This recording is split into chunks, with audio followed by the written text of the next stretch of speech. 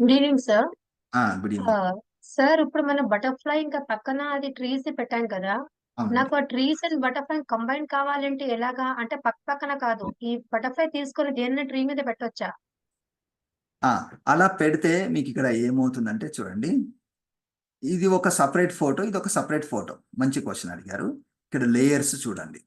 ఇక్కడ లేయర్ 1 ఉంది, ఇది లేయర్ 2 ఉంది. ఈ లేయర్ 1 అనేది కింద ఉంది కాబట్టి ఇది పైన కనిపిస్తుంది, ఇది కింద ఉంది. ఇప్పుడు ఆర్డర్ అర్థం చేసుకోండి. ఇలా ఉంది.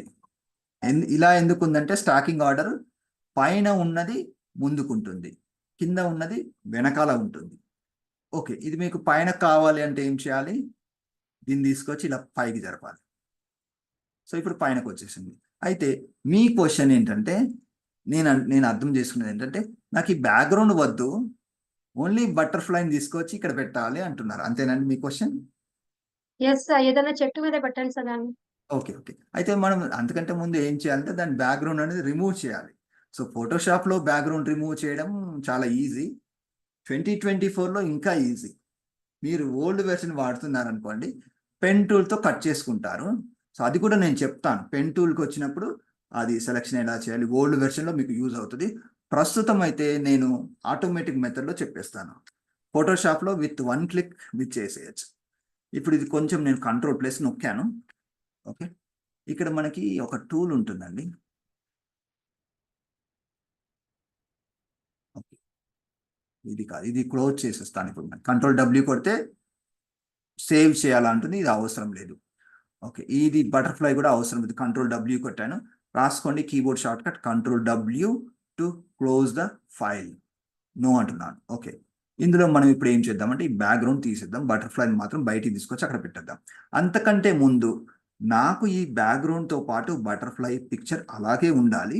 ఒక కాపీలో నేను ఈ బటర్ఫ్లైని బ్యాక్గ్రౌండ్ రిమూవ్ చేయాలి అని నేను అనుకుంటే, ఇక్కడ ఈ లేయర్ ఫైండ్ అవుట్ చేయాలి. రైట్ క్లిక్ చేసి లేయర్ 1 అనండి.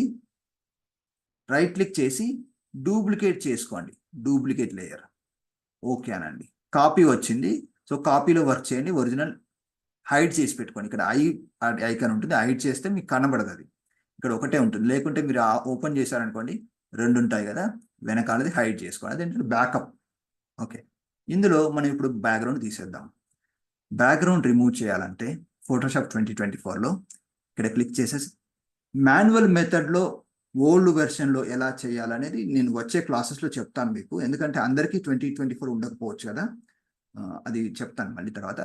ఆబ్జెక్ట్ సెలెక్షన్ టూల్ క్లిక్ చేయాలి. 2024 ఉన్న వాళ్ళు, లేకుంటే కొంచెం రీసెంట్ వెర్షన్ వాళ్ళు కూడా ఇలా ట్రై చేయొచ్చు. ఆబ్జెక్ట్ సెలెక్షన్ ఇక్కడ సెలెక్ట్ చేసుకొని మీరు సెలెక్ట్ సబ్జెక్ట్ అన్నారనుకోండి, ఇక్కడ ఏమవుతుంది, ఈ సబ్జెక్ట్ వరకు సెలెక్ట్ అయిపోతుంది. కానీ కొద్దిగా వేరే కూడా ఏదో సెలెక్ట్ అయింది, అది మనకు అవసరం లేదు అనుకుంటే ఆల్ట్ పట్టుకొని దాని మీద ఇలా డ్రా చేయాలి. డ్రా చేస్తే అది సెలక్షన్లో నుంచి పోతుంది. పోయిందా? ఆల్ట్ పట్టుకొని డ్రా చేయాలి. ఓకే, పోవట్లేదు అనుకోండి, మాన్యువల్గా ఇంకో మెథడ్లో చేద్దాం. ఇలా మామూలుగా ఈ రెక్టాంగిల్ మార్క్ ఇది కూడా one of the selection tool తీసుకొని ఆల్ట్ పట్టుకొని ఇలా డ్రా చేయండి, పోతుంది. అయితే ఇక్కడ కింద మనకి ఇక్కడ చూసినట్లయితే అడిషనల్గా సెలెక్ట్ అయింది, ఇది మనకు అవసరం లేదు. అయితే ఈసారి ఈ ఆబ్జెక్ట్ సెలెక్షన్ టూల్లో ఆల్ట్ పట్టుకొని ఇలా సెలెక్ట్ చేస్తే పర్ఫెక్ట్గా సెలెక్ట్ చేస్తుందా అనేది చూద్దాం. ఇంకా పర్ఫెక్ట్గా సెలెక్ట్ చేయలేదు, ఎందుకంటే ఇక్కడి వరకే రావాలి మనకి. సో అది మనము ఎలా చేయొచ్చు అంటే ఈ లాసో టూల్ తీసుకొని ఆల్ట్ పట్టుకొని మీరు ఇలా ఇలా జస్ట్ బటర్ఫ్లై ఏరియా అవతలి వైపు ఆల్ట్ పట్టుకొని డ్రా చేస్తే ఏంటంటే ఆ సెలెక్షన్ అనేది మైనస్ అవుతుంది. పోయింది, మనకి ఇక్కడ వరకు వచ్చింది కదా. మళ్ళీ ఇది కూడా మైనస్ చేయాలి, అంటే సెలెక్షన్ అనేది తీసేయాలి. ఆల్ట్ పట్టుకొని ఇలా ఇలా నేను లాసో టూల్ అనేది వాడుతున్నాను. ఇంకా చాలా టూల్స్ ఉంటాయి, ఇది నాకు ఈజీ కాబట్టి ఇది వాడుతున్నాను. ఓకే, పోయింది. ఇప్పుడు చూడండి, ఇప్పుడు నేను చూసినట్లయితే బటర్ఫ్లై అనేది కరెక్ట్గా సెలెక్ట్ అయింది. ఓకే, ఇక్కడ కొద్దిగా ఏదో మిస్ అయినట్టుంది. చూడండి, అది రావాలి కదా మరి. కాబట్టి ఈసారి అదే ఆబ్జెక్ట్ సెలెక్షన్ టూల్తో షిఫ్ట్ పట్టుకొని సెలెక్ట్ చేసి చూడండి. అది కనుక కరెక్ట్గా వర్క్ చేస్తే సెలెక్షన్లకు రావాలి. సో అది రాలేదు. సరే, కొంచెం మాన్యువల్గా ట్రై చేద్దాం. దానికోసం మీరు ఏం చేస్తారంటే కొద్దిగా జూమ్ చేసుకోండి, కంట్రోల్ పట్టుకొని స్పేస్ బార్ నొక్కారంటే మీకు కీబోర్డ్ మీద మ్యాగ్నిఫైర్ టూల్ వస్తుంది. నేను కంట్రోల్ పట్టుకుని స్పేస్ బార్ నొక్కాను, ఇలా డ్రా చేస్తే పెద్దగా కనిపిస్తుంది. ఇప్పుడు నేను రైట్ సైడ్ మూవ్ కావాలంటే స్పేస్ బార్ నొక్కి ఇలా జరుపుకోవాలి. స్పేస్ బార్ రాసుకోండి, స్పేస్ బార్ నొక్కితే హ్యాండ్ టూల్ వస్తుంది, ఇలా మూవ్ చేసుకోవచ్చు. ఇప్పుడు నాకు ఇది సెలక్షన్లోకి యాడ్ చేసుకోవాలి. సో సెలక్షన్లోకి యాడ్ చేసుకోవాలంటే మళ్ళీ నేను అదే ఈ టూలే వాడతాను.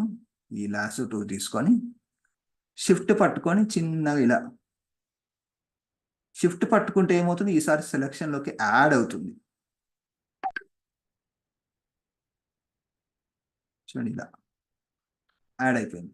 అదేవిధంగా ఇక్కడ కూడా ఇంకా చాలా టూల్స్ ఉంటాయి. నాకు ఇది కొంచెం మంచిగా అనిపించి ఇది చేస్తున్నాను. వేరే వాళ్ళు వేరే టూల్లో యాడ్ చేస్తారు. ఓకే, ఇలా యాడ్ చేసుకుంటున్నాను.